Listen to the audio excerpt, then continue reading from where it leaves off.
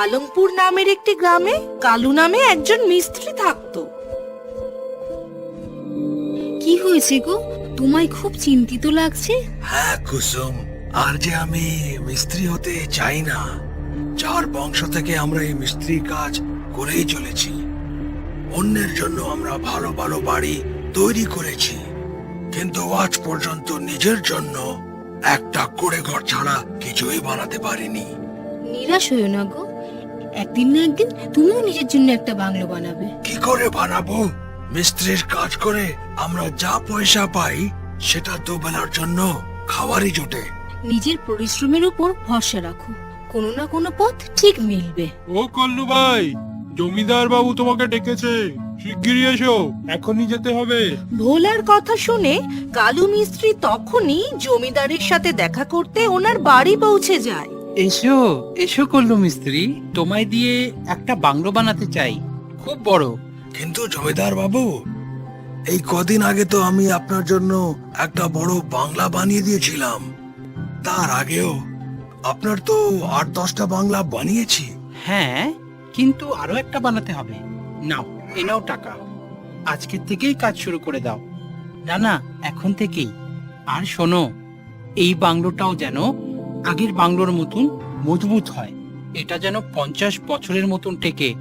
আর সত্যি সেদিন থেকে কালু মিস্ত্রি জমিদারের জন্য বাংলো বানাতে শুরু করে দেয়। বাংলো বানাতে বানাতে ও পয়সা ভর্তি থলি দেখে ভাবতে থাকে, যদি আমি এই টাকাতে নিজের জন্য বাংলো বানিয়ে ফেলি, জমিদার বাবুর সব বাংলো আমি এমনই তৈরি করেছি যে সেটা 50 বছর থেকে। যদি এই বাংলোটা 2 বছর পর পড়ে যায়, তাহলে জমিদার বাবুর কতটা লোকসান হবে? ওনার কাছে তো 8-10টা বাংলো আছে, কিন্তু এই বাংলোটা এত সস্তায় বানিয়ে দেব যে 2 বছর পর্যন্তই টিকবে, আর বাকি টাকাটা আমি নিয়ে নেব। আর তাই দিয়ে অন্য গ্রামে গিয়ে নিজের জন্য একটা বড় বাংলো করব। আর 2 বছর পর এই বাংলোটা পড়েই যাক না, আর ততদিনে আমি জমিদার বাবুর থেকে অনেক দূরে চলে যাব। কুসুম ঠিকই বলতো, নিজের পরিশ্রমের উপর ভরসা রাখতে হয়, সেটা ঠিক সঠিক পথ দেখিয়ে দেবে। আর সেটা এই রাস্তাটায়, কম পয়সায় ডুপ্লিকেট জিনিস কিনে বাকি টাকাটা আমি রেখে দেব আমার বাংলোর জন্য। আর এটাই ভেবে ও বাজার থেকে আসলের মতো দেখতে একই রকম নকল জিনিস কিনে নিয়ে আসে, গাঢ় মাটি, আর তাও আবার নকল। তারপর ও দিন রাত এক করে বাংলো বানাতে লেগে গেল। জমিদারের যাতে সন্দেহ না হয় তাই ও ঘরে ঘরে এতই সুন্দর সুন্দর নকল জিনিস লাগিয়েছিল যাতে জমিদারও দেখে খুশি হয়ে যায়। আর তাই হলো, কিছুদিনের অক্লান্ত পরিশ্রমের পর জমিদারের নতুন বাংলো তৈরি হয়ে যায়। বাহ বাহ কল্লু মিস্ত্রি, তোমার হাতে তো জাদু আছে। এত তাড়াতাড়ি তুমি বাংলোটা বানিয়ে ফেললে, এটা দেখে তো মনে হয় এটা 50 বছর নয়, 100 বছর টিকবে। 100 বছর? ভুল করছো, 100 বছর তো আমার বাংলো টিকে থাকবে জমিদার বাবু, যেটা আমি পাশের গ্রামে বানাবো। এটা তো 2 বছরের মধ্যেই পড়ে যাবে। এই বাংলো থেকে আমি অনেক টাকা খেয়েছি। কল্লু মিস্ত্রি, ও কল্লু মিস্ত্রি, কল্লু মিস্ত্রি, শুনছো? ওই, তুমি আজ অব্দি আমার জন্য অনেক বাংলো তৈরি করেছো, আর আমি শুধু তোমাকে তোমার মজুরিই দিয়েছি। আমার পরিবারের একটা ইচ্ছা ছিল যে তোমাকে একটা উপহার দেব, তাই আমি এই বাংলোটা তৈরি করিয়েছি। এই নাও চাবি, এই বাংলোটা এখন থেকে তোমার হলো। ভেবে নাও, এই বাংলোটা তোমাকে উপহারে দেওয়ার জন্যই বানিয়েছিলাম। কিন্তু আপনি আমাকে আগে কেন বলেননি? আমি তোমাকে সারপ্রাইজ দেব ভেবেছিলাম। কালু এখন বুঝতে পারছে না যে ও কি করবে। এত বড় বাংলো উপহার হিসেবে নিতে সে বারণ করতে পারছিল না। ও কেন, অন্য কেউ বারণ করতে পারতো না।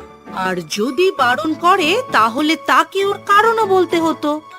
আর ও এটা বলতে পারতো না যে ও একটা নড়বড়ে বাংলো তৈরি করেছে আর যেটা মাত্র 2 বছরে ভেঙে পড়বে। শেষে বাধ্য হয়ে ও বাংলোর চাবি নিয়ে নেয় আর নিজের বউয়ের সাথে সেই বাংলোতে থাকতে শুরু করে। বড় বাংলো দেখে যেখানে ওর বউ খুশিতে নিজেকে ধরে রাখতে পারছিল না, সেখানে কালু মিস্ত্রি মোটেও খুশি হতে পারছিল না।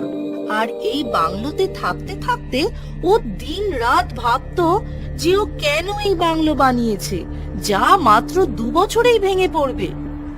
হে ভগবান, এটা আমি কি করলাম?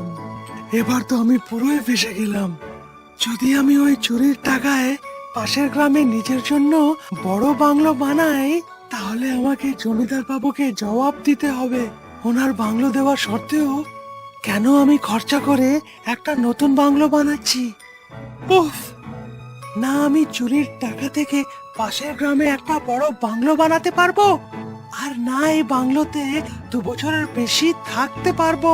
হায় রে কপাল! আর এই দোটানার মধ্যে কালু মিস্ত্রি কোনো রকম ভাবে সেই বাড়িতে নিজের জীবন কাটাচ্ছিল। বউ খুব খুশি ছিল। জমিদার শুধু ওকে বাংলো দেয়নি, ওর বউয়ের জন্য কিছু গয়না ও কালু মিস্ত্রির জন্য নতুন কাপড়ও বানিয়ে দিয়েছিল, যাতে করে বাংলোতে থাকার স্ট্যান্ডার্ড বজায় থাকে। কিন্তু কালু মিস্ত্রি দিনের পর দিন দুঃখী হতে থাকলো। এইভাবেই আস্তে আস্তে 2 বছর কেটে গেল। আর ওই দিনও এসে গেল যেদিন ওর কথা অনুযায়ী বাংলো হঠাৎ ভেঙে যেতে পারত। এর একদিন আগে ওর সারা রাত ঘুম এলো না। ও বিছানায় শুয়ে শুয়ে ভাবতে লাগলো, ওহ, কাল এই বাংলোটা পুরোপুরি পড়েই যাবে। যদি আমি এই বাংলোটাকে মেরামত করে বাঁচাতেই চাই, তাহলেও জমিদার বাবুকে জবাব দিতে হবে যে 50 বছর টিকে থাকার আমার বাংলো সেটা 2 বছরে পড়ে যাবে। তুমি কিভাবে জানলে? আর আমার চুরিটা ধরা পড়ে যাবে।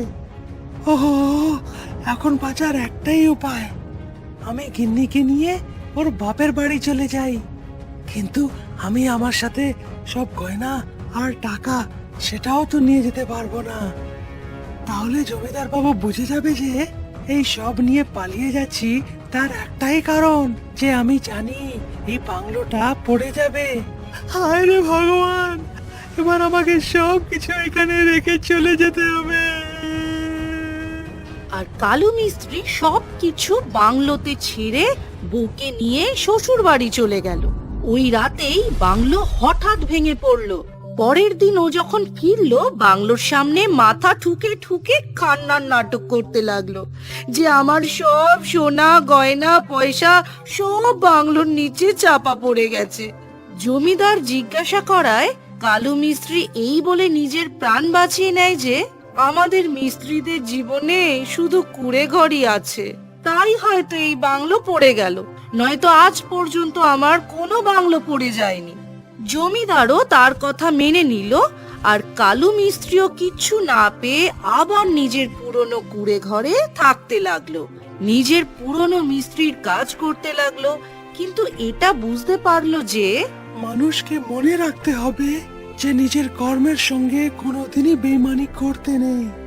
যদি আমি নিজের কর্মের সঙ্গে এই বেইমানি না করতাম, তাহলে আজ আমিও নিজের বড় বাংলোয় থাকতাম।